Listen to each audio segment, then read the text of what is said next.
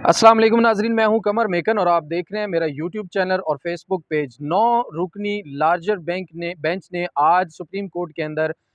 खैबर पख्तूनख्वा और पंजाब असम्बलियों की इलेक्शन की तारीख और शेड्यूल ना देने के हवाले से अज खुद नोटिस के ऊपर दोबारा समाअत की, जिसमें आज फ़ारूक एच नायक साहब, पाकिस्तान पीपल्स पार्टी यानी कि PDM, जिसमें मुस्लिम लीग नून, JUIF भी शामिल हैं, उन 3 पार्टियों की तरफ से पेश हुए और उन्होंने आज अहम दलाइल भी दिए, जिसके ऊपर जो डिटेल्स हैं वो आपके साथ शेयर करेंगे। उन्होंने कहा कि हमारी क़यादत ने कहा है कि जस्टिस एजाजुल एहसन और जस्टिस मज़ाहिर अली नकवी ख़ुद को इस बेंच से अलहदा कर लें, क्योंकि अब वो मुतनाज़े हो चुके हैं और उन पर एतराज़ात लग चुके हैं। आपको ये भी बताते चलें कि इन्हीं 2 जजेज़ ने अज़ खुद नोटिस के लिए चीफ़ जस्टिस ऑफ पाकिस्तान को नोट लिखा था, जिसके बाद चीफ़ जस्टिस ऑफ पाकिस्तान ने इसके ऊपर अज़ खुद नोटिस लिया था। फ़ारूक अजनाई साहब ने यह भी कहा कि मैं पाकिस्तान पीपल्स पार्टी की नुमाइंदगी कर रहा हूँ और सेनेटर कामरान मुर्तज़ा जमीयत उलमाए इस्लाम, जबकि एडवोकेट मंसूर आवान मुस्लिम लीग नून की नुमाइंदगी कर रहे हैं। ये जो दोनों जजेस हैं, जस्टिस जवाद उल एहसन और जस्टिस मज़ाहिर अली नकवी साहब, उन्होंने कहा कि दोनों जजेस को बेंच में नहीं बैठना चाहिए। हमारी क़यादत इनके ऊपर अदम एतमाद का इजहार करती है और इनको फिलफौर इस बेंच से अलग होना चाहिए। जिसके ऊपर चीफ जस्टिस साहब ने कहा कि आज यहाँ पर इकट्ठे होने का मकसद यही था कि सबको इल्म हो जाए और मुख्तलिफ फ़रीक़ैन के वकीलों को अदालत के अंदर देख कर मुझे बहुत खुशी हो रही है। जिसके ऊपर फ़ारूक एच नायक साहब ने कहा कि हमें कोई नोटिस तो नहीं मिला, लेकिन अगर हम सबको नोटिस जारी कर दिए जाएँ, क्योंकि कल नोटिस जारी किए गए थे और उसके ऊपर जजेस ने अभी तक दस्तखत वगैरह नहीं किए हैं और किसी भी पार्टी को अभी तक नोटिस जो हैं वो नहीं पहुँचे हैं।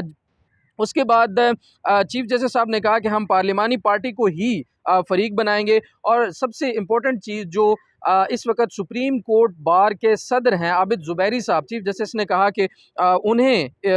जो है यहाँ पर अपनी नुमाइंदगी के लिए किसी और को भेज देना चाहिए, या जो सुप्रीम कोर्ट बार है उन्हें आबिद ज़ुबैरी को नुमाइंदगी के लिए नहीं भेजना चाहिए, बल्कि आबिद ज़ुबैरी साहब की जगह किसी और को सुप्रीम कोर्ट बार की जो नुमाइंदगी है वो यहाँ पर जो है वो करनी चाहिए। उसके बाद गवर्नर जो थे दोनों, उनके वकला भी आज अदालत में पेश हुए थे और दोनों जजेस के कहने पर आज खुद नोटिस लिया गया। उन्होंने कहा कि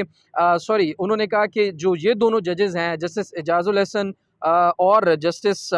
मज़ाहिर अली नकवी साहब, इनके कहने पर नोटिस लिया गया। इसके ऊपर आज खुद नोटिस के ऊपर भी हमें एतराज़ात हैं और उसके बाद बनने वाले बेंच के ऊपर भी उन्होंने एतराज़ात उठाए, जिसके बाद चीफ जस्टिस ऑफ पाकिस्तान ने कहा कि आपके जो एतराज़ात हैं वो हम मंडे वाले दिन 11:30 बजे तक समाअत मुलतवी कर रहे हैं और मंडे वाले दिन 11:30 बजे आपके मुकम्मल जो एतराज़ात हैं अब वो आपके उस वक़्त सुने जाएंगे। तो आज की समाअत जो है उसमें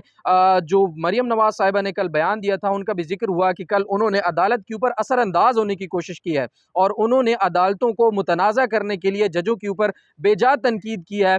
ये अज़हर सिद्दीक़ साहब ने कहा है, जो कि शेख रशीद साहब के वकील हैं, जिसके ऊपर चीफ जस्टिस साहब ने कहा कि इस मामले को हम बाद में किसी वक्त देखेंगे। इस वक्त कानून, आइन और पाकिस्तान की अवाम अदालत से इंसाफ का तकाजा कर रही है, तो हम इस केस को जल्द से जल्द निपटाने की कोशिश करेंगे। जिसके बाद जो फ़ारूक एच नायक साहब हैं, उनका जो एतराज़ था 2 जजेस के ऊपर, उसके बाद जस्टिस अतर मिनल्ला साहब ने कहा कि क्यों ना फुल कोर्ट बेंच इस वक्त बना दिया जाए। तो फुल कोर्ट बेंच का सुनकर उसके बाद फ़ारूक एच नायक साहब खामोश हो गए, जिसके ऊपर किसी भी और अदालत में मौजूद शख्स ने उस पर एतराज़ नहीं उठाया, क्योंकि अगर फुल कोर्ट पे बेंच बनता है तो वो 15 जजेस का होगा और उसमें कहा गया था कि 15 जजेस अगर ये केस सुनेंगे तो उसमें सिर्फ़ और सिर्फ 13 जजेस बाकी मौजूद होने चाहिए, बाकी 2 जजेस मौजूद ना हों। तो ये आज की सूरत हाल थी, जिसके ऊपर जस्टिस मंदुखेल साहब ने भी कुछ रिमार्क्स दिए। वो ये थे कि सियासी मामलात को पार्लियामेंट में हल होना चाहिए था, जबकि हमारी बदकिस्मती है कि ये मामलात पार्लियामेंट में हल नहीं हो रहे और ये फिर अदालतों में आते हैं। अपनी जमातों से कहें कि ये मामला अदालत क्यों सुने, अगर आपकी जमातों को किसी किस्म का कोई एतराज़ है। और उसके बाद उन्होंने जब समाअत 11:30 बजे तक मंडे तक मुलतवी की है और फ़ारूक एच नायक साहब ने कहा कि हम आर्टिकल 144 की शिक 3 के तहत अज़ खुद नोटिस पर भी हमारे तहफ़्फ़ुज़ात हैं, हमारी लीडरशिप को भी तहफ़्फ़ुज़ात हैं। तो 16 फरवरी को फ़ैसला आया और 22 फरवरी को अज़ खुद नोटिस लिया गया। चीफ जस्टिस ऑफ पाकिस्तान ने आगे से फ़ारूक एच नायक साहब को जवाब दिया, अज़ खुद नोटिस लेना चीफ जस्टिस का दायरा इख्तियार है, इसके ऊपर कोई भी जो है वो तहफ़्फ़ुज़ात बेशक रख सकता है, लेकिन ये दायरा इख्तियार चीफ जस्टिस ऑफ पाकिस्तान के पास है कि वो आज खुद नोटिस ले सकते हैं। आर्टिकल 144(3) के साथ स्पीकर की दरख्वास्तें 20 समाअत के लिए मुकर्रर की गई हैं और चीफ जस्टिस ऑफ पाकिस्तान ने कहा कि स्पीकर की तरफ से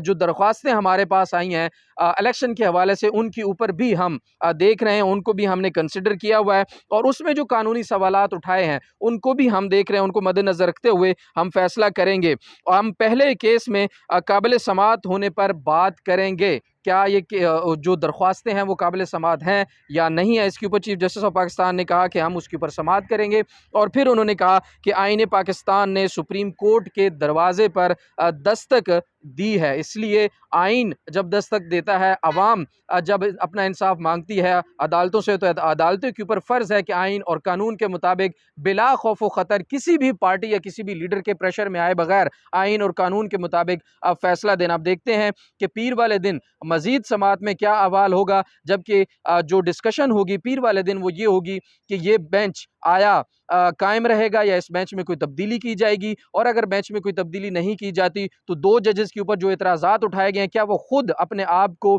इस बेंच से अलग करते हैं या नहीं। जैसा फारूक एच नाइक साहब ने कहा कि हमारी क़यादत चाहती है कि ये 2 जजेस अपने आप को इस बेंच से अलग कर लें। मज़ीद जो भी समाअत का अहवाल होगा आपसे ज़रूर शेयर करेंगे। अभी तक के लिए इतना ही, इजाज़त दीजिए, अल्लाह हाफ़िज़।